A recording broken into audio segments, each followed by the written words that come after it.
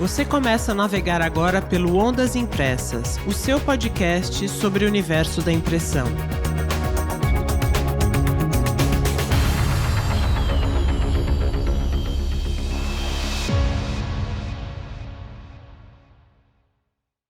Olé, militantes da impressão, aqui Tânia Galuzzi e comigo para mais este mergulho no universo da impressão, Hamilton Costa. Olá, Tânia. Olá, pessoal. Sempre, como sempre, muito bom estar com vocês conosco, para mais um episódio de Ondas Impressas, com um tema bem interessante, não é, dona Tânia? Sim. A nossa proposta hoje é fazer você, querido ouvinte, pensar em como tornar a sua organização, a sua empresa mais diversa e inclusiva, a tua empresa ou a empresa em que você trabalha. Isso não só pela imensa contribuição social que isso significa, mas também porque é uma decisão inteligente do ponto de vista do negócio em si. Para essa missão estão aqui conosco hoje a Arlane Gonçalves, que é consultora, professora, palestrante e CEO da AGC, empresa de consultoria que há 16 anos ajuda as organizações a se transformarem. E também a queridíssima Grácia Martim, amigona, colega de profissão e uma militante do papel. A Grácia tem um interesse especial no tema diversidade e fez recentemente um curso sobre vieses inconscientes, olha que chique, justamente para entender o que nos faz preconceituosos até sem perceber. Arlane, Grácia, muito bom ter vocês duas aqui hoje. A gente que agradece, Tânia. Da minha parte, eu me sinto super envaidecida. Eu não sou nem a unhinha do pé da Alane em diversidade. Ela entende muito, mas como bom jornalista, a gente quer falar de tudo, né? Chegou um momento, eu sou 60 a mais, uma geração que passou pelas transformações inimagináveis, né? Se quando eu tinha 30 anos me dissessem que o mundo seria o que ele é hoje, eu ia falar: imagina, impossível, gente, isso não é viável, não Futuro tem é como, assim. nunca. Você também, né, Hamilton? Então Nem te conto. é um privilégio enorme fazer parte disso. E quando eu cheguei naquele momento que a gente fala assim, agora você vai trabalhar no que gosta. Eu falei, eu gosto do que eu faço, vou continuar, mas aí eu falei, mas eu tenho que achar algo mais, né? E aí comecei a estudar diversidade. Estudar assim, não foi fazer uma universidade. Comecei a ler muito, participei de muito podcast, inclusive os da Alane. Comecei a interagir com amigos, a entender esse mundo. E aí comecei a escrever um pouquinho, falar bastante. E, por fim, como você disse, eu fui fazer um curso para entender um pouco de vieses inconscientes e acho que vou continuar fazendo cursos e cursos. E é Delícia. isso, gente. É mais um assunto pelo qual eu sou apaixonada, além do papel, né? Porque o papel todo mundo já sabe, né? Isso aí. Alane, Obrigada, é um prazer estar com vocês. É um prazer estar aqui também. Bom dia, boa tarde e boa boa noite para as noite, pessoas ouvintes que boa estiverem nos madrugada, a gente acompanhando, nunca ou sabe. madrugada, né? Eu agradeço super pelo convite. Eu sempre costumo falar que eu era uma pessoa muito tímida. Se vocês me conhecessem 15, 20 anos atrás, eu era uma pessoa muito tímida, ficava vermelha quando qualquer pessoa puxava assunto comigo. Isso foi um desafio muito grande, inclusive, no trabalho. Mas eu já superei esse desafio e hoje adoro participar de podcast, porque adoro falar demais, ainda mais sobre esse assunto. Tenho aí também, como a Tânia trouxe, né, um pouco mais de 16 anos de carreira, dos quais grande parte eu passei também em empresa na área de papel, né, na área de papel e celulose. Então, poder conversar com pessoas desse segmento, com empresas, empresários e empresárias desse segmento também é de muito valor, porque com certeza tem muito que a gente ainda pode progredir, ainda tem muito ponto de oportunidade que a gente pode avançar na área de papel no Brasil.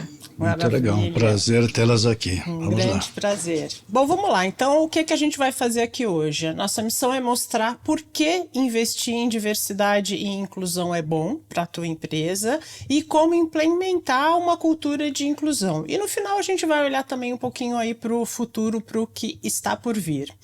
E por falar em diversidade, eu quero lembrar você, querido ouvinte, da extensa e diversa linha de papéis da Blend Paper. Papéis coloridos na massa, papéis texturizados.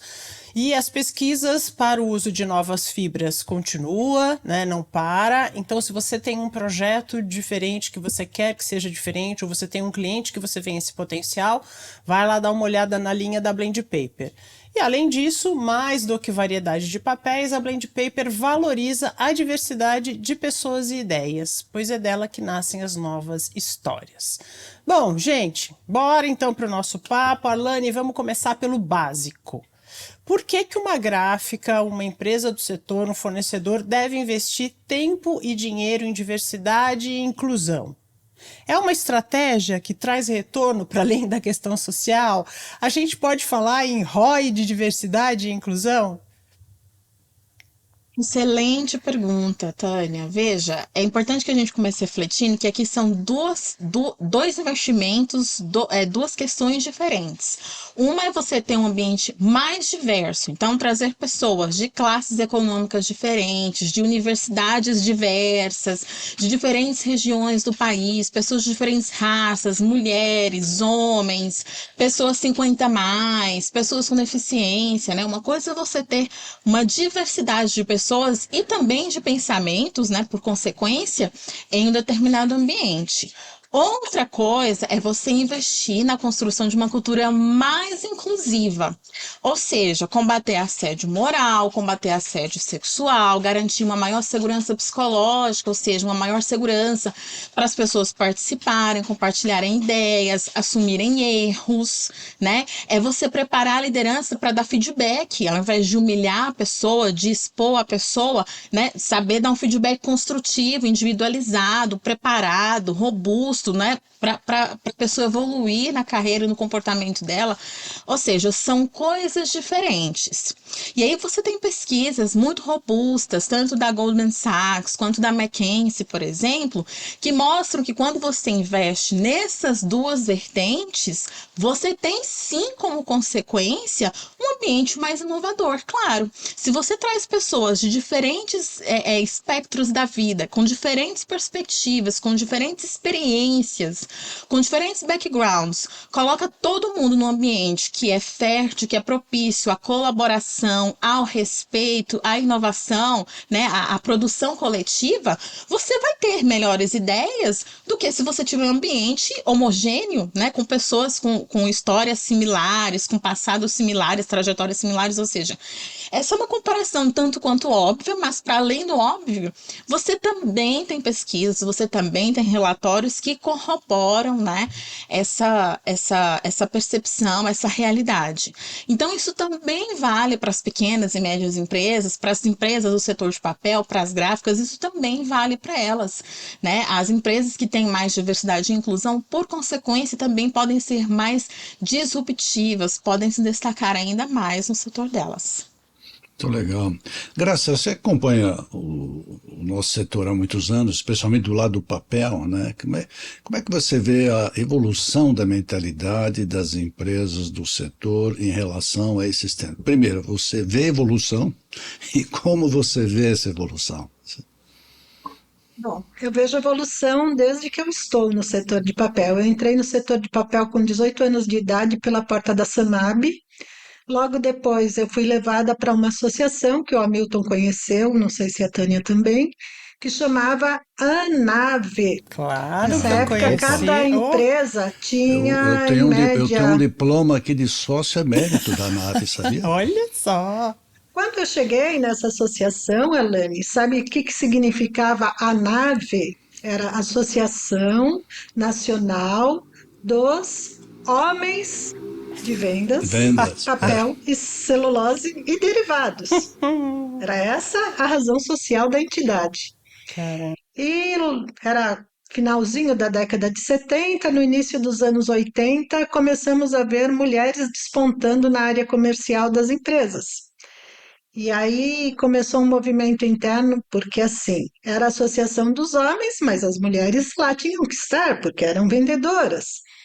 E começou um movimento assim, precisamos mudar esse nome, né?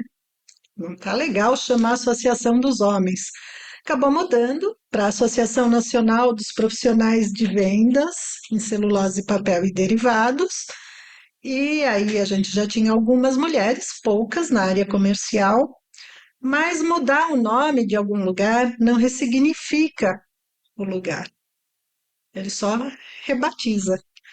E aí era muito frequente elas chegarem para enfeitar a reunião.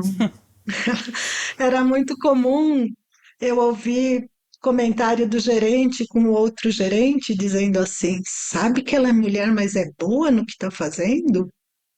Sabe que ela está dando conta do recado? Olha, viu? Como se fosse Então, surpreendente, meu Deus.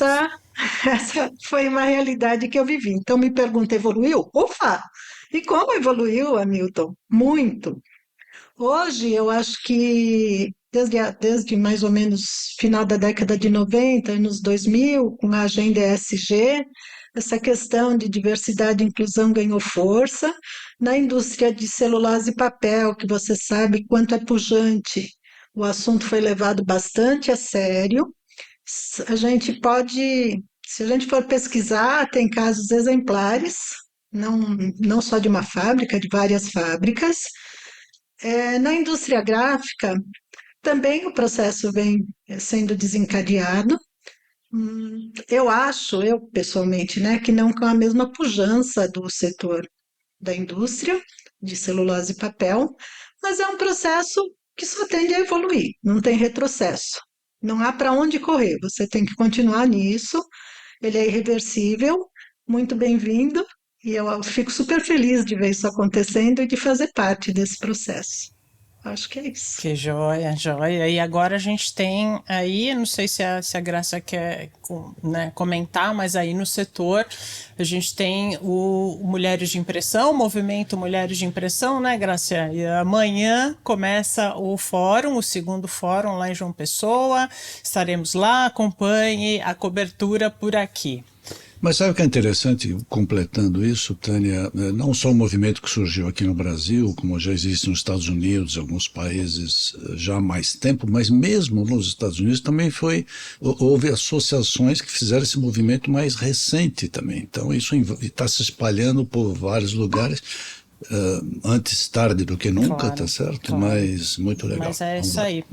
Bom, então como você Eu estava vejo, eu vejo mulheres de impressão com muito bons olhos, mas eu vejo também que o setor precisa entender que não é só essa a questão da diversidade. Sim, Nós temos verdade. vários pilares, todos eles precisam ser vistos com muita atenção, todos eles precisam ser acompanhados. Eu penso que a gente precisa ter alguma entidade que monte um comitê de diversidade para dar esse suporte. É delicado em setores predominantemente liderados por homens tratar de algumas questões. Então, eu acho muito importante o movimento das mulheres, mas eu acho que a gente não pode delimitar. A gente tem que enxergar a diversidade em toda a sua amplitude. ir Acho que a além, Lani tá certo. concorda comigo nisso. Eu acho que é por aí mesmo. Bom, como a Arlene já falou, né, e a gente ouve sempre, e já tem várias pesquisas aí, que quanto mais diverso o ambiente, mais inovadora a empresa vai ser. Eu adoro fazer pesquisa de palavras no acervo do Estadão, do jornal Estado de São Paulo, e eu joguei lá a palavra diversidade. Ela aparece, porque ela tem muitos significados, ela aparece desde o início, né, da criação do jornal, há 150 anos, mas ela explode na década de 90, quando ela começa a ser utilizada também com esse significado que a gente tem aqui. Quando eu cliquei ali na década de 90 para ver o que aparecia, a primeira matéria que apareceu foi uma matéria publicada em 1º de novembro de 1998, né, há 27 anos, e o título da matéria é Diversidade no Mundo do Trabalho, dando conta de que essa matéria falava que organizações que se preocupavam com igualdade de oportunidades para raça e gêneros diferentes e portadores de deficiência eram mais competitivas e lucrativas. Então, como a gente, né, tá falando, isso não é uma coisa nova, né? E aí, né, eu aí trazendo aqui para o presente, saindo do Estadão, né, empresas mais diversas e inclusivas conseguem também atrair e reter mais talentos, o que é, né, esse é o problema principal hoje do universo da impressão, né, atrair o jovem e reter os talentos, certo? Alane, você comprova isso na prática, né? A tua prática do dia a dia, na prática da tua empresa, você comprova esse efeito, né, das empresas que procuram ser mais diversas e inclusivas? Tânia, essa é uma excelente pergunta e eu acho que, se conectando a ela, eu queria aproveitar só o gancho da questão anterior e fazer um pequeno complemento aqui à fala dos meus dois colegas, que essa mudança de mentalidade que a gente vê acontecendo tanto no segmento de papel como em diversos outros segmentos brasileiros, ele é impulsionado por diversos fatores que a gente vê acontecendo nos últimos anos. Um deles, por exemplo, é a mudança da legislação que, de uma forma ou de outra, vai impulsionando. Você tem, por exemplo, né, um aumento imenso da população negra nas universidades, acessando o ensino superior. Isso movimenta o mercado de trabalho. Você tem a movimentação que hoje a gente enxerga nas redes sociais, tanto de pessoas falando de aspectos positivos, né, do que as empresas têm feito de positivo, né, exaltando ali as medidas de sustentabilidade, de inclusão, o que a gente tem que fazer mesmo, aquilo que é positivo, a gente tem que gritar mesmo, né, falar muito bem a respeito, como também você vê mais denúncias, né? Esses dias, por exemplo, teve um caso de um CEO que foi receber trainees negros na empresa, num evento com um auditório imenso, e falou que, poxa, né, a gente poderia estar, por exemplo, lidando aqui com a contratação de pessoas escravizadas, né, falando coisas assim, absurdas, né, que com certeza quase se enquadram ali, ou se enquadram em uma questão criminal, mas hoje você também tem as redes sociais como essa porta-voz que contribui para essa mudança de mentalidade. Então você tem alguns fatores, legislação, o maior entendimento jurídico de questões de assédio moral, de direitos trabalhistas, enfim, que vão levando, né, meio que empurrando as empresas para esse melhor entendimento de questões de ter mais diversidade e de ter uma cultura mais respeitosa e mais inclusiva. E quando a gente fala de enxergar isso na realidade, eu acho até assim, eu consigo enxergar em alguns clientes, Tânia, a aplicação de boas práticas, né? A aplicação de boas práticas, mudança de comportamento, lideranças, inclusive, que tinham comportamentos muito, muito duros, né? E às vezes muito desrespeitosos, mudando de postura, né? Não, eu quero ser uma pessoa melhor, eu quero ser uma liderança melhor, eu quero influenciar melhor, eu quero promover um clima mais harmonioso no meu time. Você vê pessoas que talvez estavam ali em baixa performance, que tinham alguns fatores ali, questão de desrespeito, discriminação, assédio, que mudam de performance uma vez que a empresa vai lá e toma uma decisão, né, de intervir, de tomar alguma ação a respeito, mas aqui no Brasil eu diria que a gente ainda tem casos um pouco pontuais e pouco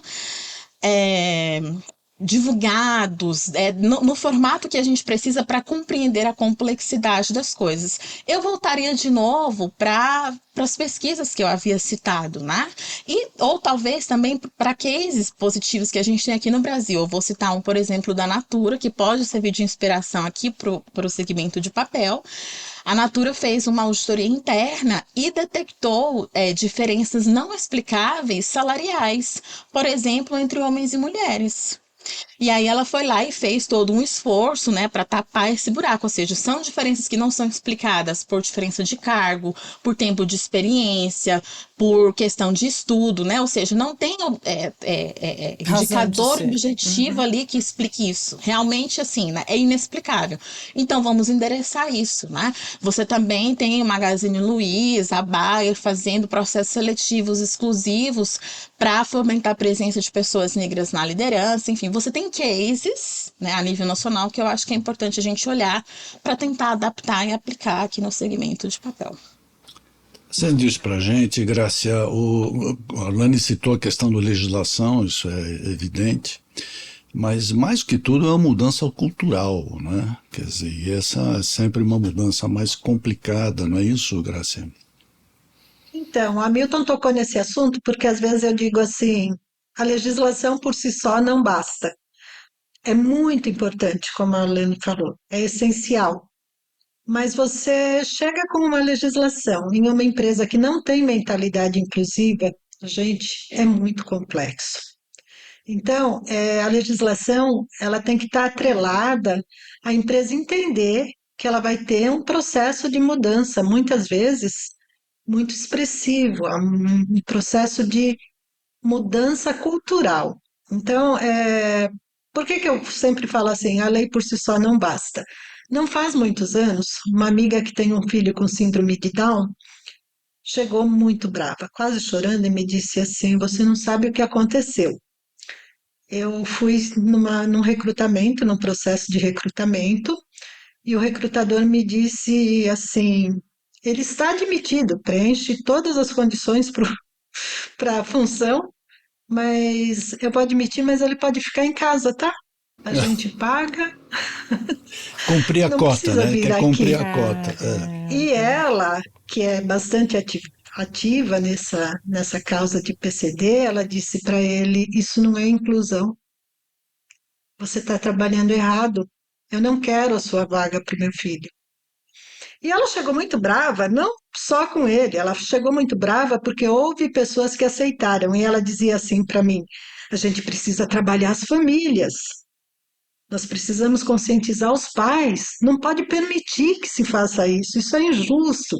Hoje ela tem uma entidade, ela faz parte da liderança de uma entidade que trabalha nisso e que dá formação para esses PCDs, e eles têm um trabalho magnífico. Inclusive, atuam em vários eventos que nós participamos, né, Tânia? Uhum. E esse é um caso. Então, quando eu falo assim, a lei por si só não basta, é porque eu entendo que a lei ela tem que assegurar que vai ter dentro da organização condições iguais para que todos evoluam. Uhum, Sabe, você uhum. não pode contratar um PCD e não ter uma rampa de acesso se ele for cadeirante, ou uma porta estreita que a cadeira não passa. Você precisa criar condições físicas. Você precisa criar uma mentalidade inclusiva em todos os funcionários, para que essa pessoa não sofra discriminação no ambiente de trabalho e se desmotive. Você pode criar meios da pessoa ascender na carreira, sabe? A PCD não tem que ser recepcionista a vida inteira, não tem que ser telefonista a vida inteira. Ele tem que ter espaço para ele evoluir. Isso é inclusão e equidade. Não é só você abrir uma oportunidade de trabalho. Então é por isso que eu fico.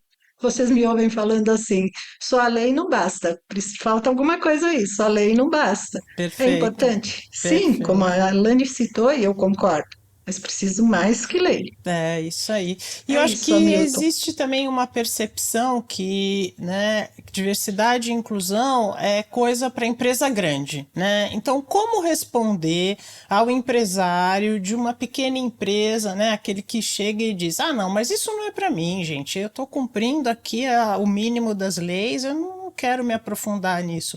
Como é que responde para um empresário assim, para um executivo, para um diretor ou para uma liderança, Arlane? Excelente questão, Tânia. Eu, assim, até, né, nos momentos atuais, em relação aos desafios que a gente tem enfrentado, inclusive para conversar com a pequena e média empresa, eu tenho optado, inclusive, para nem usar, ou para, a princípio, não usar a palavra diversidade, porque ela tem gerado uma maior resistência, né? Nossa. Sem a pessoa necessariamente entender do que se trata. Uhum. Mas quando a gente fala de cultura inclusiva, né, de mais diversidade, de uma cultura mais inclusiva, a gente, por exemplo, fala de assédio moral. Como é que dentro dessa empresa as lideranças cobram as metas, né, das pessoas vendedoras, não só mais homens, né? Como é que são cobradas essas metas? As pessoas são humilhadas ali no meio da reunião? Há uma pressão desmedida? Ou as coisas são feitas de maneira respeitosa e, quando necessariamente, individualizadas? Existe espaço para você discordar da chefia? É uma empresa familiar? Existe esse espaço de diálogo para colocar outras ideias na mesa?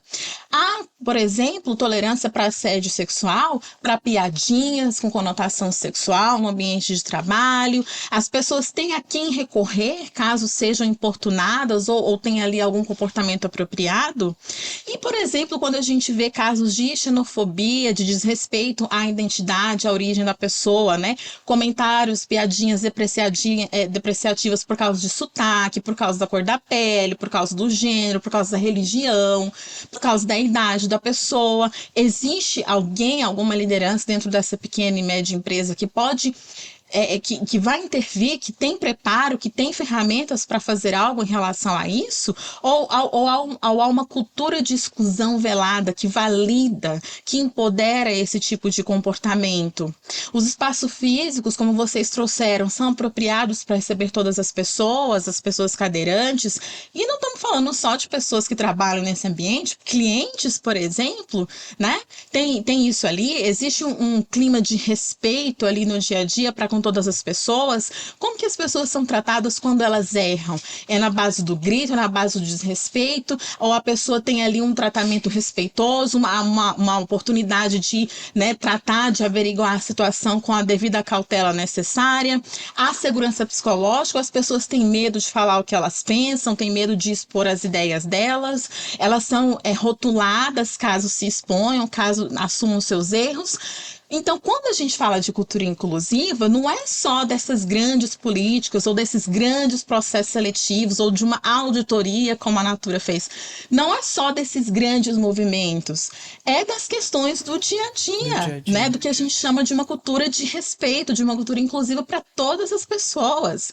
Então, sim, o pequeno e médio empresário, a pequena e média empresária precisa cuidar desses tipos de situação, dessas variáveis, porque além de um ambiente mais respeitoso e inclusivo para todas as pessoas ser mais positivo para o próprio negócio, ela também tem, óbvio, riscos trabalhistas caso o oposto seja verdade no negócio dela. Lógico, né? Lógico.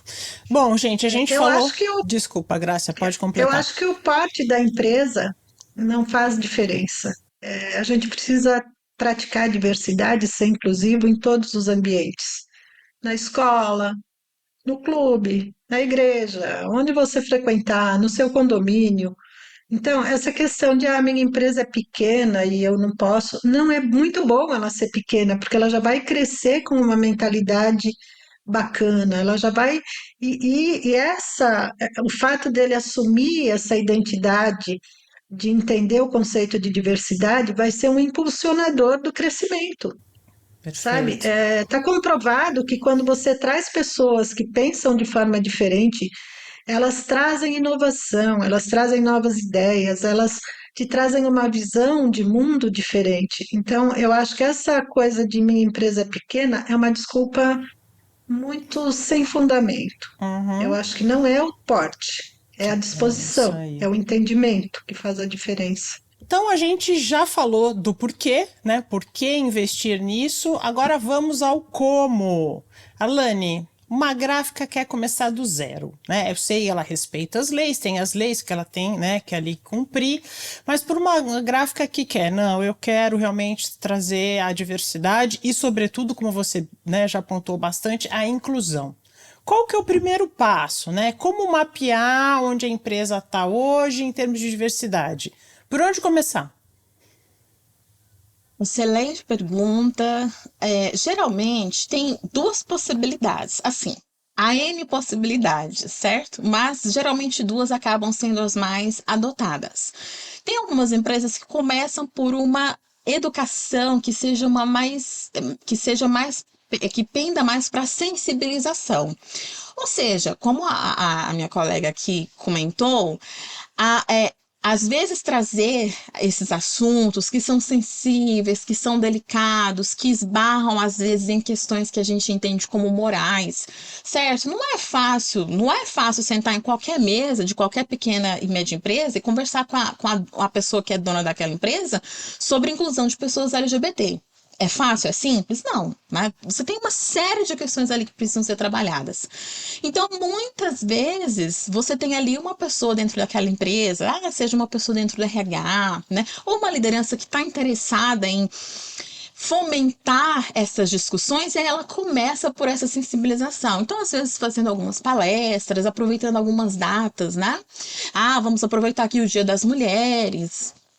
Vamos aproveitar o mês do orgulho LGBTQIAP+, ou vamos aproveitar o mês de dezembro para discutir a questão da inclusão das pessoas com deficiência.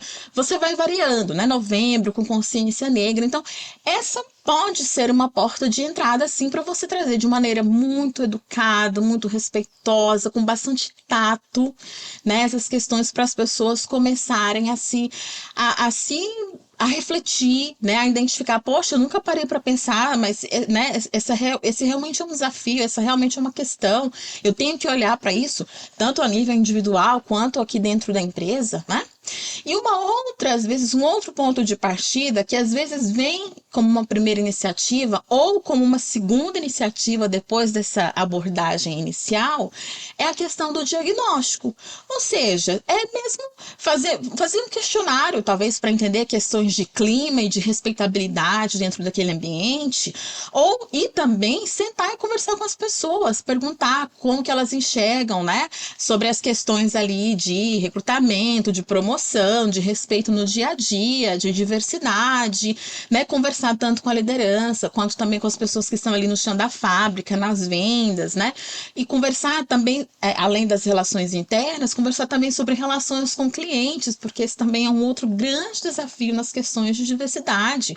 Eu já trabalhei com empresas, por exemplo, que clientes exigiam não ser atendidos por mulheres, queriam exclusivamente pessoas brancas e homens para atendê-los, né? Então, isso também entra ali, né? Também é uma questão muito sensível e muito delicada. Então, aí você faz esse diagnóstico para pegar esse retrato desse momento da organização e, a partir daí, definir.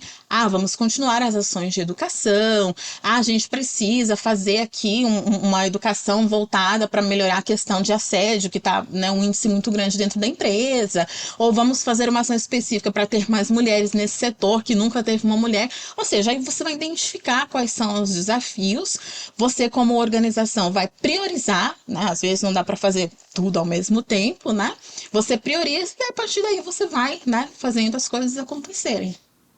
É isso aí. Aliás, Arlene, você falou desse exemplo. Eu já tive clientes em empresas que queriam ser atendidos por mulheres, vendedoras mulheres, desde que estivessem disponíveis, é o que você me entende, tá certo? Então é complicado.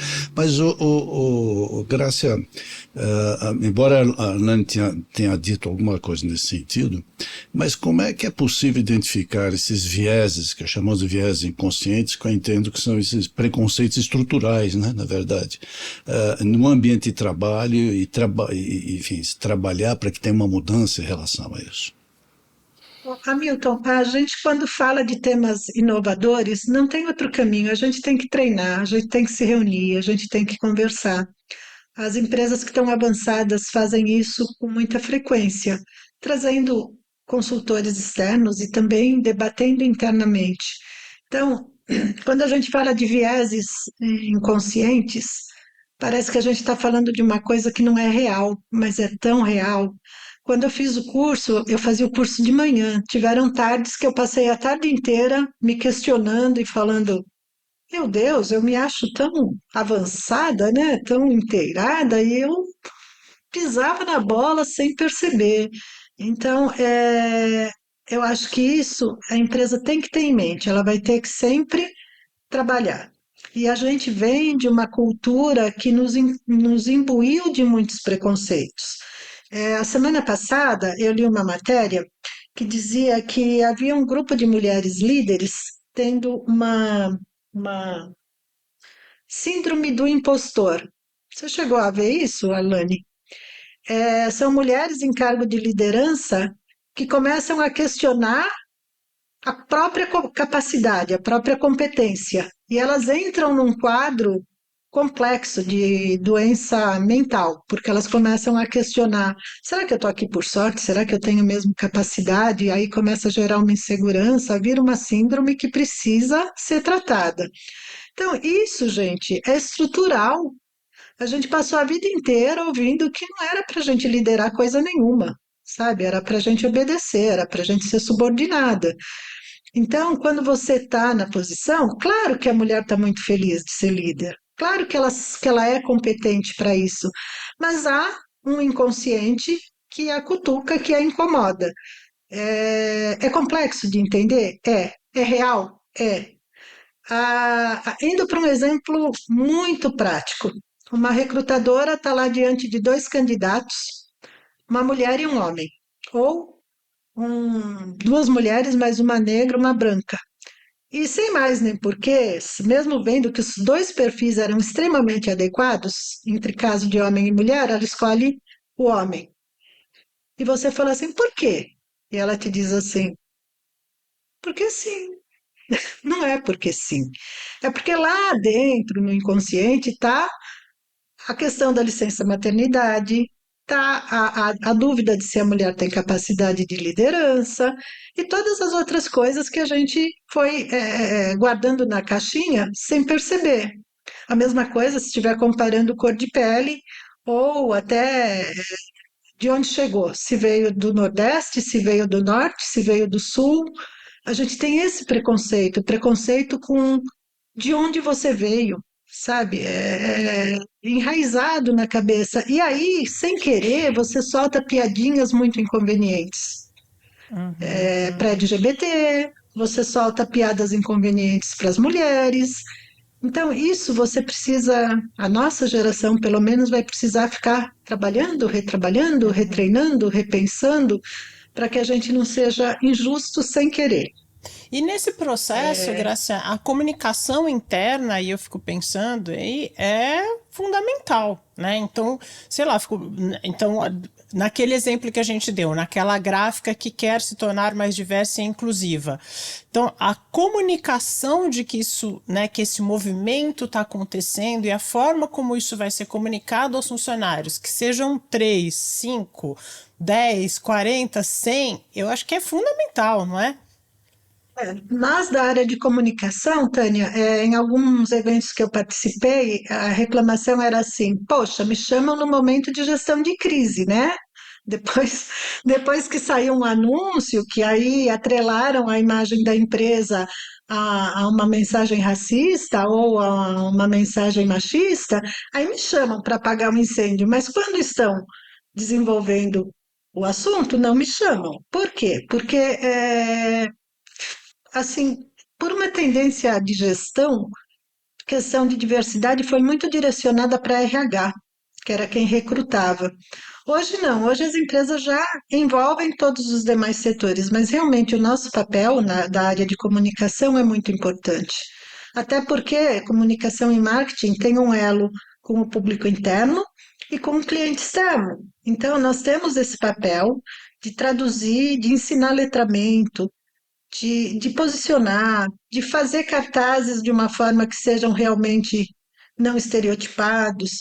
Então, a área de comunicação, ela está 100% inteirada com a área, com a questão da diversidade, você tem toda a razão. E as empresas precisam se ater a isso, que nós estamos lá para cooperar e que somos imprescindíveis nesse processo, né? Perfeito. Então, é isso. Tânia, Diga. se você me permite só Claro. complementar um pouquinho essa resposta da Grácia, essa questão sobre vieses, gente, é assim, fundamental, sabe? Porque é isso, esse conjunto de ideias que a gente tem, eu sempre gosto de trazer o seguinte exemplo. Quando você está andando numa calçada e vem oposto a você um homem negro, o que que você faz? Às vezes, de maneira você nem percebe o que está fazendo, você esconde o seu celular, você aperta mais a sua bolsa, ou você vai para o outro lado da calçada. Eu estou fazendo um programa de desenvolvimento em uma empresa, e aí, né, a gente conversando sobre esse tema, um rapaz negro que faz parte do público, um rapaz de pele preta, ou seja, uma pele bem escura mesmo, comentou que um dia ele estava atrasado para o trabalho, né? Ele vai de ônibus e correu para pegar o ônibus. E nessa corrida ele passou na calçada perto de uma banquinha, uma pessoa que tinha ali uma banca de lanche e tal. E a pessoa só levantou os braços para cima, pode levar tudo, pode levar tudo. Ou seja, isso está muito para além da nossa vontade, né? Da nossa boa vontade. Às vezes a gente fica preso na ideia de que, eu sou uma boa pessoa, né? Não, não é sobre ser ou não uma boa pessoa. Esses são aprendizados que são muito maiores do que nós e que vêm de muito antes de nós, né? Mas dentro de uma empresa, seja ela de grande, pequeno e médio porte, é importante que a gente vá para a implementação de mecanismos de combate a vieses, para além da educação. Por mais que a empresa invista em educação, você jamais vai conseguir educar 100% da liderança, por exemplo. A empresa é dinâmica, a gente entra e sai todo dia, muda a área, né? Enfim, além de que, mesmo se você conseguir treinar 100% da liderança, você não tem uma garantia de que você, de fato, fez aquela pessoa compreender o que são vieses inconscientes e o que ela precisa fazer para combater. Então, assim como para qualquer outro sistema financeiro, logístico, você tem mecanismos no sistema da empresa. Para vieses, você também precisa, vou citar exemplos, para estruturar perguntas de entrevistas, né? Porque nós aqui, mulheres, quem nunca foi perguntado numa entrevista, você tem filhos? Você pretende ter filhos? Ou seja, mulheres, há um peso que exclui mulheres do mercado de trabalho por causa disso. Se você tem uma pergunta estruturada, se você tem um questionário estruturado que você obriga o RH, a liderança a seguir aquele questionário, você não vai ter essa incidência de vieses, perguntas específicas para pessoas LGBT, perguntas específicas, ou seja, que não tem a ver com competência, que não tem a ver com a vaga, que não tem a ver com nada a ver a contratação, mas só reflete os seus vieses, né? Outra coisa, definir o que é o perfil cultural desejado. Eu já trabalhei com uma empresa, por exemplo, que uma pessoa da RH contou que ela e a gestora de RH estavam fazendo um processo de seletivo, né? E a gestora de RH excluiu uma mulher do processo porque ela parecia lésbica. Ela nem chegou a se assumir lésbica, ela só parecia lésbica. Quantas pessoas negras são tiradas de processos seletivos por causa do cabelo natural? Quantas mulheres são, né, tiradas porque parecem... Quantos homens afeminados são tirados do processo? Ou seja, você precisa ter... Tem um termo no mundo corporativo que a gente chama de fit cultural. Talvez a pequena e média empresa não defina isso, mas você precisa entender qual que é o perfil de pessoa candidata que você quer, para você não reproduzir esses vieses, excluir pessoa. Uma pessoa que é gorda. Por que você está excluindo? Porque não tem o perfil da empresa. O que é esse perfil da empresa? Tem que definir ele com objetividade o que ele é. Penúltima coisa, já acabo. Ter pré-requisitos claros para a contratação no processo seletivo. Isso casa muito com esse perfil desejado, né? Porque às vezes a pessoa, como o exemplo que a Grácia falou, a mulher está no processo seletivo, ela preenche todos os pré-requisitos de educação, de experiência, né? Mas, não gostei muito. Mas não gostou do quê? Você tem que ter pré-requisitos muito claros e, especialmente em processo seletivo, ter pessoas participando para ser peso e contrapeso, não deixar que só uma pessoa tome toda a decisão. E, por último, critérios de avaliação de performance, né? Isso é muito comum em grandes empresas, mas você também tem médias empresas implementando isso. O que eu já participei, por exemplo, como consultora, você chega lá no comitê de gente, né, que vai discutir o comportamento e as entregas da pessoa, você tem lideranças que não tem um caderninho de anotação. Ele chega com a cabeça dele. Ele fala o que ele lembra que a pessoa fez, como ele lembra, e há inúmeros estudos que evidenciam que nessa de você só dar créditos que você lembra, mulheres são desvalorizadas, não recebem o crédito que elas merecem, as pessoas negras também não, grupos subrepresentados não, e são mais glorificados e bem vistos e bem avaliados homens, e especialmente homens brancos, né? Há inúmeros estudos que evidenciam isso.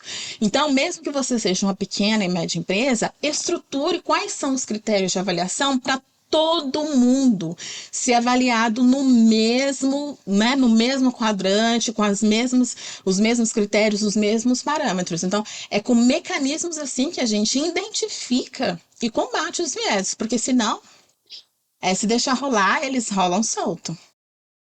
Nessa linha de mudança cultural, Arlane, conte para a gente um caso real de transformação que você assessorou e que você acompanhou. Transformação cultural dentro de uma empresa? Isso. Você tem algum case para contar, assim? Principalmente dentro dessa questão de diversidade e inclusão.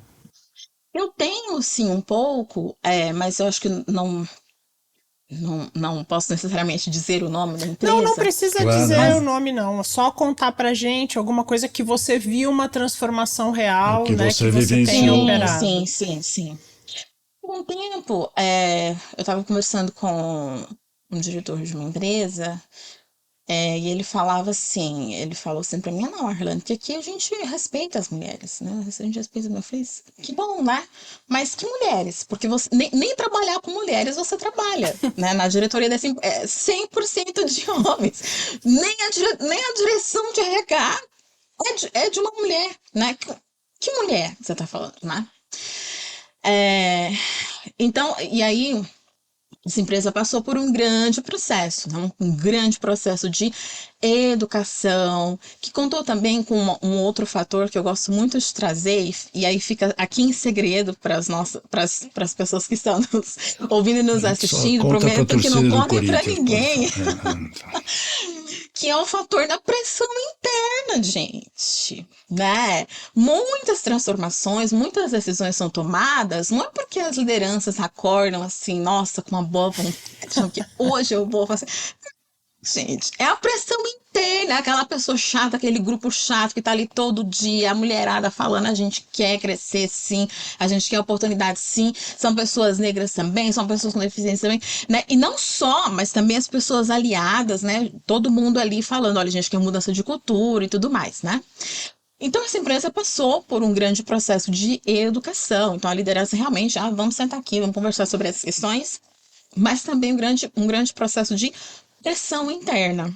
Entendi. Então, ela chegou, inclusive, a definir metas para ter mais mulheres na liderança, né? E dentre outras metas também. E foi, né, meio que de maneira pressionada, aumentando a contratação e a promoção de mulheres, inclusive para cargos relevantes, para cargos de diretoria, porque eu também vejo, é muito comum empresas promoverem muitas mulheres e outras pessoas de grupos subrepresentados a cargos de coordenação. Mas aquele cargo de coordenação não tem equipe e o trabalho é 100% ou 90% operacional.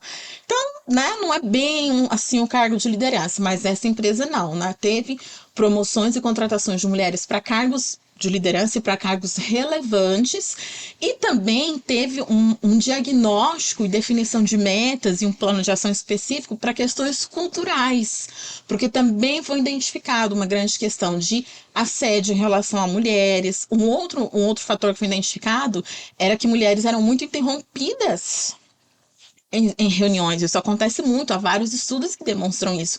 Então, isso também foi tratado, né? Também lideranças e pessoas e equipes foram educadas, reeducadas, talvez, para endereçar essas questões.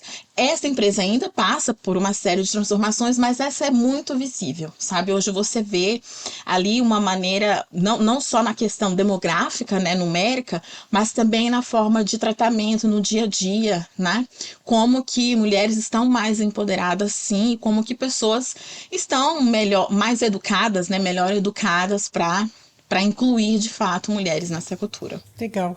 Graça, agora olhando aí para o nosso setor, para o universo da impressão e de papel, como é que você vê o futuro das empresas, do nosso segmento, que não se adaptarem a essa mudança, inclusive em resposta a uma pressão da sociedade, em resposta a uma pressão das próprias equipes?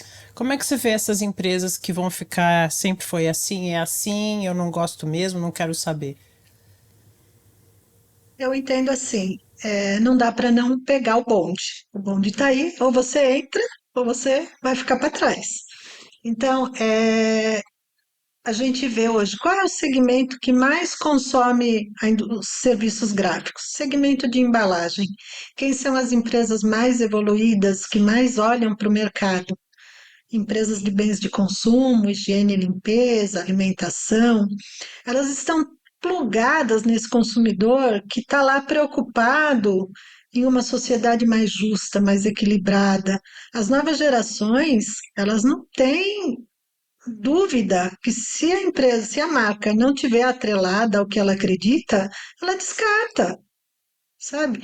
Então, quando você vê Ela citou a Natura fazendo campanhas incríveis de empoderamento da mulher, da negra, enfim, falando só de uma marca, mas são muitas as marcas que estão atentas a isso. Ela é cliente do gráfico. Você não pode pôr na tua cadeia alguém que não compartilhe da sua visão de negócio. Então, qual é a saída? Compartilhar da visão de negócio do seu principal cliente. Eu não vejo como não. Não tem na minha cabeça não tem como. Se você resolver que você vai continuar ou vai adotar uma postura de resistência à inclusão, de resistência A ao que diversidade. é ao que nós estamos vivenciando hoje, que vai intensificar daqui para o futuro, porque mesmo com pressões, inclusive internacionais chegando, ninguém cede, a empresa não tem como sobreviver, Tânia. É questão de tempo, sabe? Ela tem que entrar nessa. Pode doer, pode ser complexo, pode ser que Difícil no o começo, mas fundador vai quem não falar pegar assim: o ah, eu bonde. não quero. Pode ser que o fundador diga assim: eu não fundei essa empresa para isso. Azar o seu, porque é para isso que ela vai servir. Então, esse é o meu ponto de vista, tá? Uhum. Claro que as empresas bem grandes estão alinhadas a ESG, e isso já faz parte de uma coisa que vem e é assimilada sem tantos questionamentos, mas o pequeno, médio, que entende que isso aqui é só meu, não é uma empresa tipo de capital aberto, ele tem que entender isso, senão não tem como, Pois sabe? é, e pegando É a esse ordem ponto, do dia Orlando, e do e futuro. pegando esse ponto que a Graça está dizendo, e para você deixar sua mensagem, se você fosse consultora de uma gráfica tradicional, familiar, com 50 anos, qual seria o argumento definitivo para você convencer o dono a investir em diversidade e integração? Ah, isso é pra mim. É para você. Gente, eu tava assistindo esses dias, zapeando ali na TV no domingo, sem fazer nada, e caí num jogo de futebol era Cruzeiro e ai, gente, Corinthians, mas das seleções femininas, né? Sim, a final do brasileiro. Não, eu fiquei, falei, nossa, eu não sou, não acompanho futebol, mas eu fiquei assistindo ali porque eu achei super interessante, né? E uma das coisas que a narradora contou foi que o futebol, que mulheres aqui no Brasil foram proibidas por lei de jogar futebol durante 40 anos. Se a gente pega um pouquinho de história, a gente vai encontrar muita coisa. Mulheres foram proibidas de estudar, de ir pra escola. E aqui, gente, nós estamos falando de mulheres brancas de classe alta, porque enquanto isso as mulheres negras eram escravizadas, né? Eram outra coisa. Mas mulheres foram proibidas de ir para a escola, de aprender a ler e escrever, né? Mulheres foram proibidas de trabalhar, né? A mulher tinha que ter autorização do marido para trabalhar. Durante um tempo, mulheres professoras tinham toque de recolher aqui no Brasil. Quando o cartão de crédito chegou aqui no Brasil, mulher só podia ter cartão de crédito com autorização do marido, lá assinando o contrato no banco. Assim, ou seja, há uma série de transformações pelas quais a nossa sociedade passou que o mercado de trabalho também teve que ir se adaptando a elas, né? Eu estou usando aqui um exemplo, mas não é só para a gente contextualizar, mulheres foram avançando, se especializando. Hoje, inclusive, mulheres estudam mais do que homens, de acordo com o IBGE, tá? Isso é um dado estatístico. Mas mulheres foram avançando e ocupando o mercado de trabalho, as empresas tiveram que se adaptar a isso, inclusive não só abrir oportunidades, mas rever a sua política de benefícios, né? As suas políticas ali no geral. Aí, como eu citei aqui no começo, você teve uma ascensão da presença de pessoas negras também no ensino superior, sendo disponibilizadas aí de maneira mais qualificada para o mercado de trabalho. O mercado de trabalho também teve que se atualizar a isso. E uma série de coisas. Você teve a lei de inclusão de pessoas com deficiência. e uma série de outras mudanças sociais às quais o mercado de trabalho teve que se adaptar. Isso a gente está falando dos últimos 50 anos, mais ou menos. Se a empresa quer continuar sobrevivendo, não só sobrevivendo, mas tendo sucesso no mercado de trabalho, ela também precisa pensar nos próximos 50 anos. O que essa pequena e média empresa, liderança dessa empresa pensa? Que o mundo vai parar, o Brasil vai parar? Que especialmente pessoas de grupos subrepresentados vão parar de movimentar a sociedade e exigir seus direitos, de pressionar esse Congresso, sim, por mais desafiador que seja, né? E pressionar a sociedade, pressionar as empresas que dependem aí do mercado consumidor.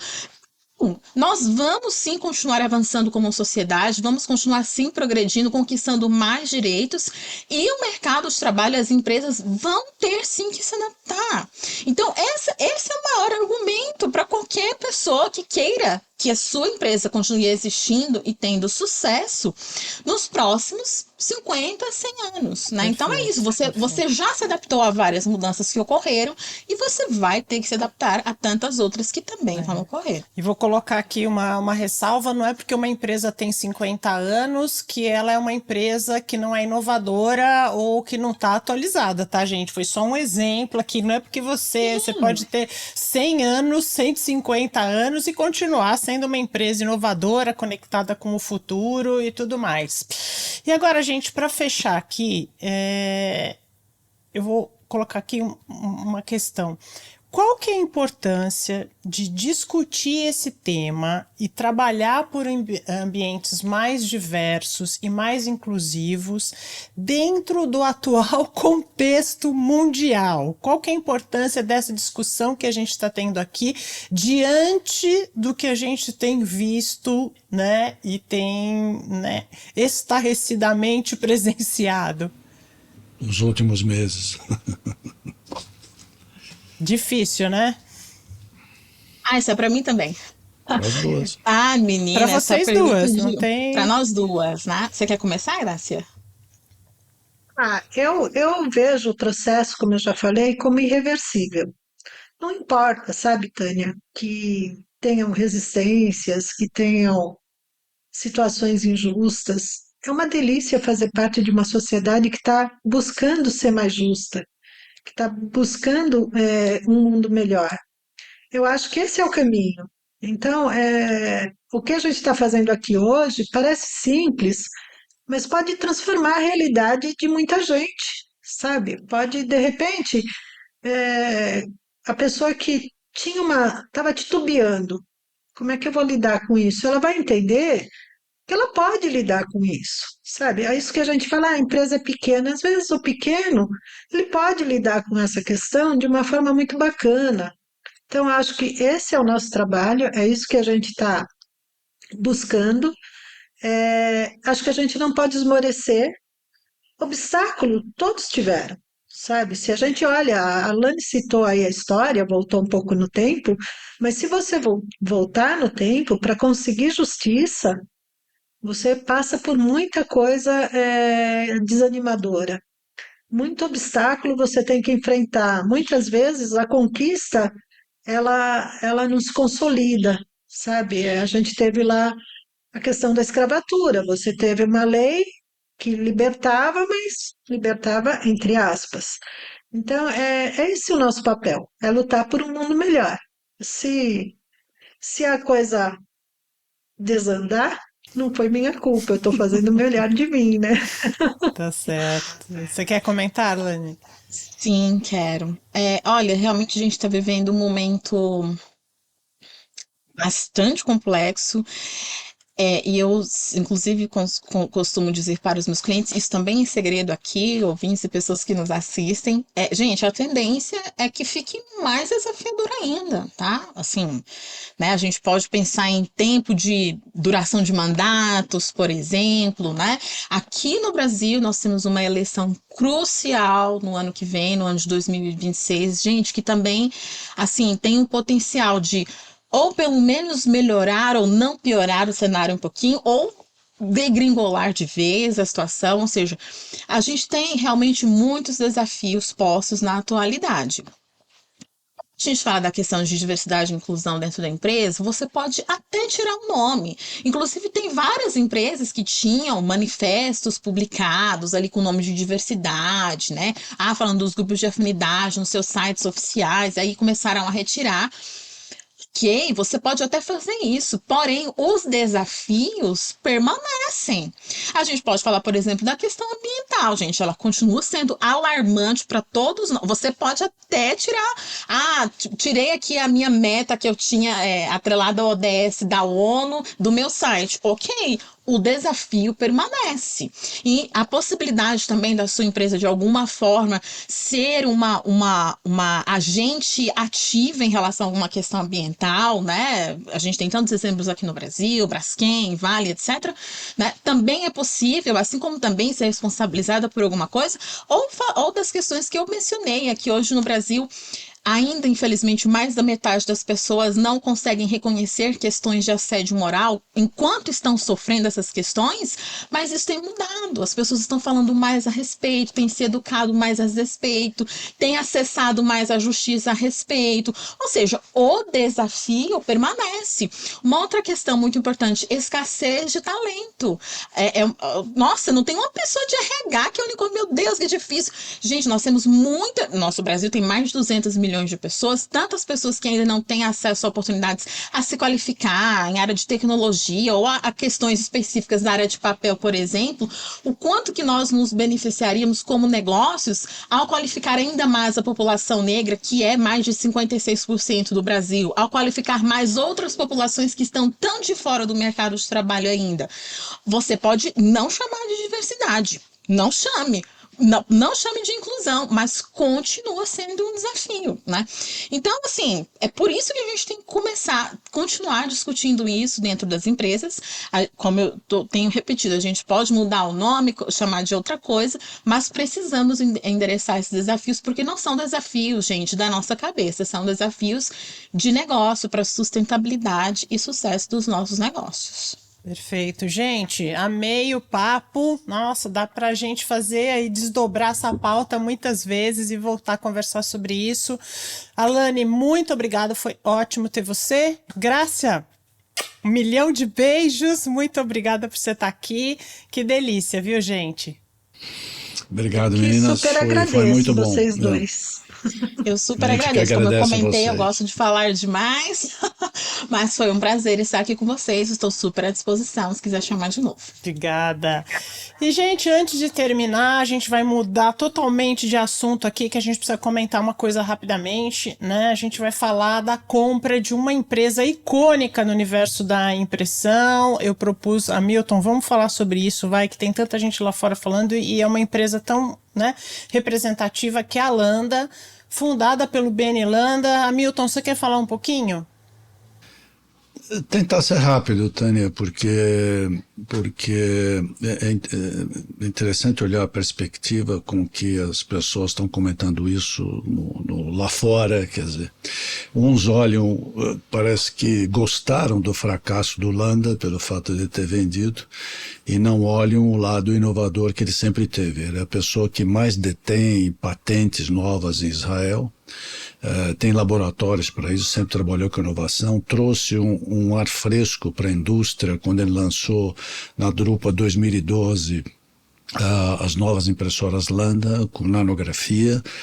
Foi uma revolução, o conceito é uma revolução, você trabalhar de forma digital numa velocidade de offset, né, da forma com que se deposita a tinta, que trazia inúmeros desafios no seu desenvolvimento, continuam trazendo, que exigia muitos recursos. Eu lembro que na época, conversando com engenheiros da HP que acompanhavam o processo, diziam, olha, não vai ser fácil de desenvolver isso, porque entendem como é.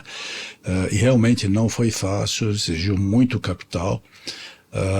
Não foram colocadas muitas máquinas no mundo, são 55, um pouquinho mais no mundo, para equipamentos de impressão é muito pouco, mas ele enfrentou inúmeros desafios. Que tomara que a empresa que agora, afinal, adquiriu, além de tudo, agora juntando com a guerra de Israel, etc., complicou ainda mais. Tomara que possam continuar e ter em vida essas máquinas que estão instaladas e que sigam outras.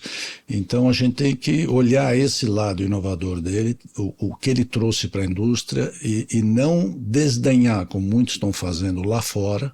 Está vendo que ele ia falhar, está vendo como não deu certo, como se estivessem torcendo para que isso desse certo. Isso é um frescor para a indústria.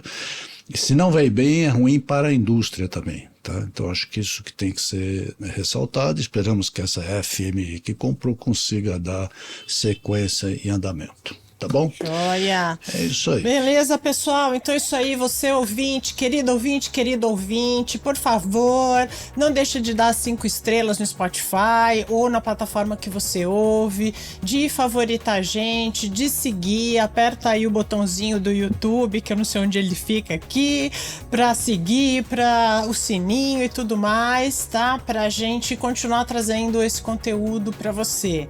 Muito obrigada, Milton, beijão pra você e Obrigado. até o próximo episódio, né, gente? Até. Beijão. Para vocês todos. Um grande abraço. Tchau.